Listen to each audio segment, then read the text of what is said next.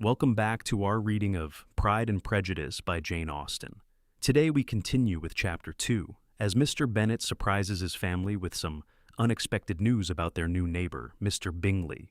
If you're enjoying the story, please like this video, subscribe to the channel, and turn on notifications so you don't miss the next chapter. Now, sit back, relax, and let's begin. Chapter 2 of Pride and Prejudice. Chapter 2. Mr. Bennet was among the earliest of those who waited on Mr. Bingley. He had always intended to visit him, though to the last always assuring his wife that he should not go. Until the evening after the visit was paid, she had no knowledge of it.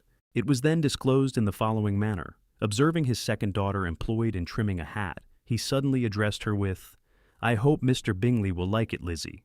"We are not in a way to know what Mr. Bingley likes," said her mother resentfully, "since we are not to visit."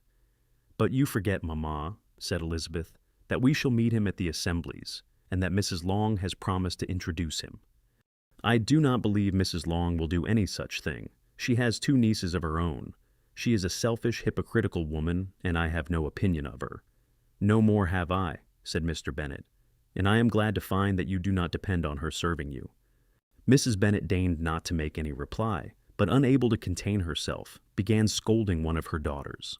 "Don't keep coughing so, Kitty, for heaven's sake. Have a little compassion on my nerves. You tear them to pieces." "Kitty has no discretion in her coughs," said her father. "She times them ill." "I do not cough for my own amusement," replied Kitty fretfully. "When is your next ball to be, Lizzie?" "Tomorrow fortnight." "Aye, so it is," cried her mother, "and Mrs. Long does not come back till the day before.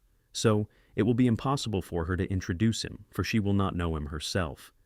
Then, my dear, you may have the advantage of your friend and introduce Mr. Bingley to her." "Impossible, Mr. Bennet, impossible, when I am not acquainted with him myself. How can you be so teasing?" "I honor your circumspection. A fortnight's acquaintance is certainly very little. One cannot know what a man really is by the end of a fortnight. But if we do not venture, somebody else will, and after all, Mrs. Long and her nieces must stand their chance, and therefore, as she will think it an act of kindness, if you decline the office, I will take it on myself." The girls stared at their father. Mrs. Bennet said only, "Nonsense, nonsense! What can be the meaning of that emphatic exclamation?" cried he.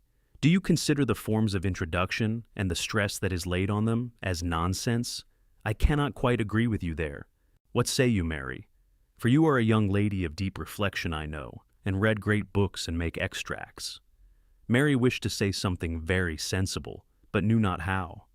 "While Mary is adjusting her ideas," he continued, "let us return to Mr. Bingley." "I am sick of Mr. Bingley," cried his wife. "I am sorry to hear that. But why did not you tell me so before? If I had known as much this morning, I certainly would not have called on him. It is very unlucky, but as I have actually paid the visit, we cannot escape the acquaintance now."